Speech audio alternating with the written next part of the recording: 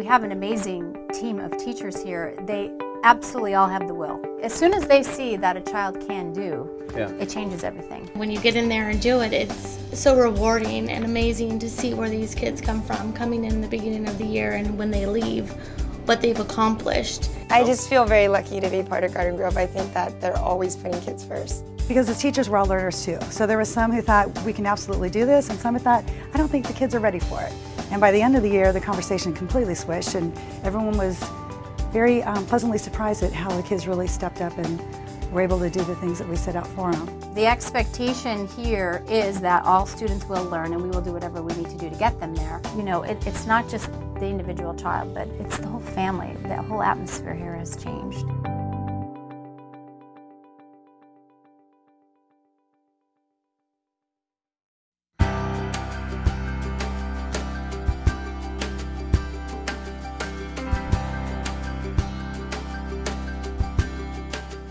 I arrived at Peters. This is my 5th year starting, and when I arrived, we noticed that our students were not reading.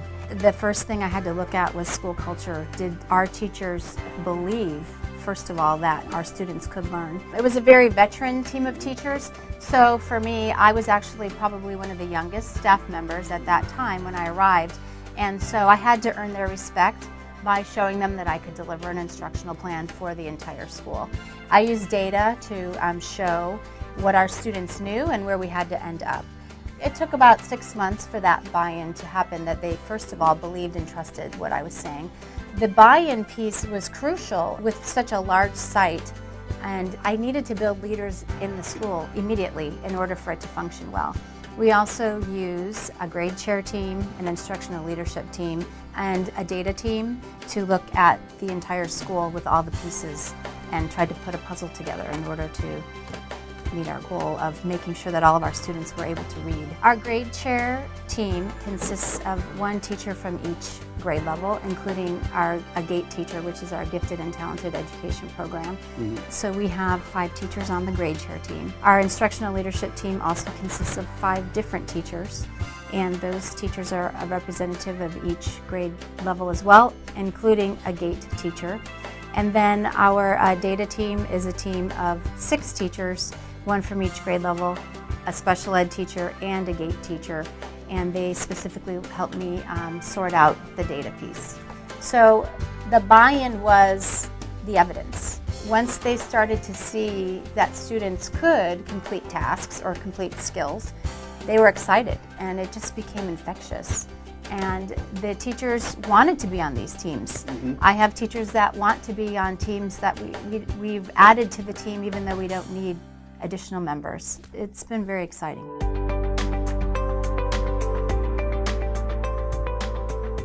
We have multiple groups that we're working with at all times. Our teacher on special assignment is assigned to us from the district. She's a great support instructionally. Whether it's our demo teacher, whether it's our instructional leadership team, whether it's a grade chair, she's the leader within the leader. So she's in between myself and our other leadership teams, and so she's this great cohesive piece that brings the district and the schools all together. Okay, so what we're going to do right now is we're going to go ahead and get ready for our next ILT facilitators group meeting that we'll be doing at our grade levels. So if everybody could get out there, step 1. This is our new Common Core step 1. And what we're going to do right now is we're going to use our study guide, and we're going to engage in what 1A would look like for our grade level. It's not one person giving a lesson, it's an entire team of teachers working together to find out what is the end goal that we want and what are we going to do to get our kids there and how do we make sure they're there. So I'll give you a sample of what it would be if I was using the 4th grade standards, and it would just be to use details from the story Akiak to come up with the big idea or the theme in which we just read.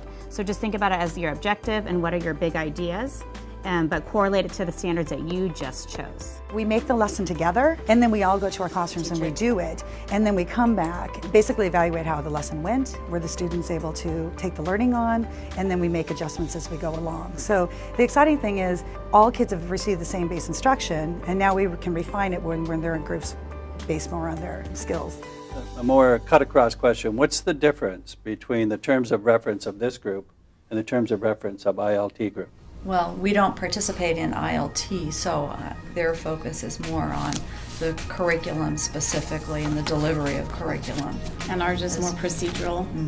It could be, we're having issues on the playground. Let's talk about ways to improve that. So they're definitely the procedural help. I also like to be in this team because I'm really organized and You don't like surprises, right? I don't like surprises. I like to know what's ahead Yeah. and I keep my team organized. So if Michelle collects something, Yeah. I don't like to wait for somebody. I'm in charge. I make sure everything is there and collected and hand it to her. So.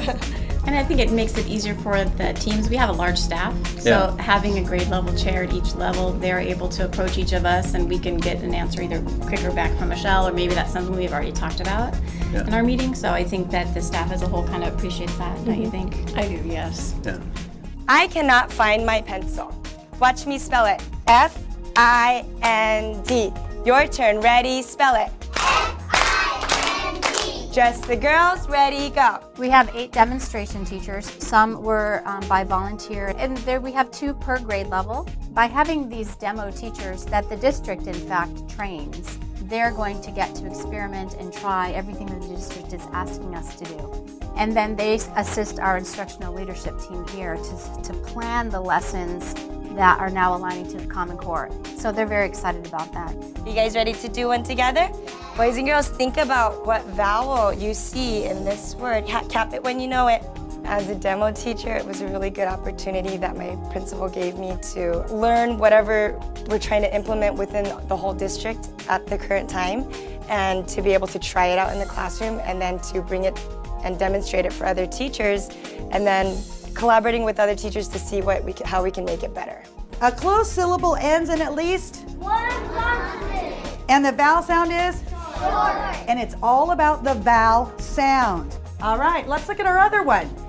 Our next syllable type is open syllable. Remember, what's the formation of our mouth at the end of an open syllable? So I'll have my TOSA will come in and actually support me in the classroom. I'll go to trainings through the district, and then I'll have a chance to refine it, and then I'll have teachers that'll come in from other schools so that we can share outside of just our own school. And it's great because it gives me an opportunity to practice, and it gives me an opportunity to get feedback from other teachers.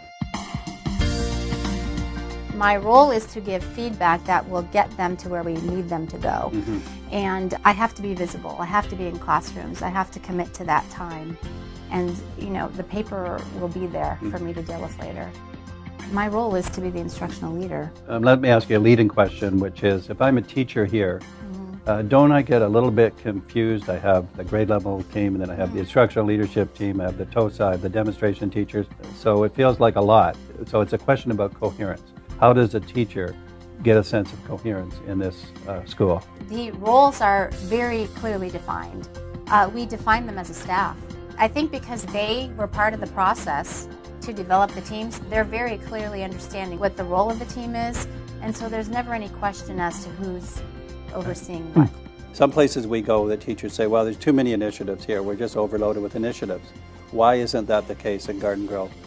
I feel like our district really looks at research and what's best for kids, and I think that focus always goes to what is going to be the best to make our kids successful. And so for us, when we get it, it's good stuff. It's not like do this and next year it'll be gone kind of thing. I just feel like we're constantly being supported. It's not just taught to us and then we move on, but there's constantly coming back and revisiting it, and we have the opportunity to, have talk more about it with teachers, or have teachers assist us, or TOSAs assist us. So it's not given to us and we move on. It's supported. They know that at any given time there is someone that will coach, assist, or help them get to what they need to do.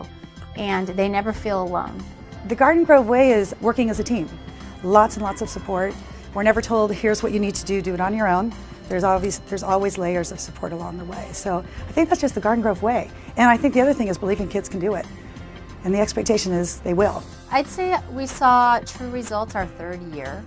There was a lot of work involved prior to that. We had to pull teachers out for professional development. We created our own right here. Last year we saw our largest gain on our standardized test from the state. We showed an 11% increase in our goal 1 in 3rd grade. We've never shown a double-digit increase ever. This campus hasn't shown that ever. and we're just building on that enthusiasm at this moment.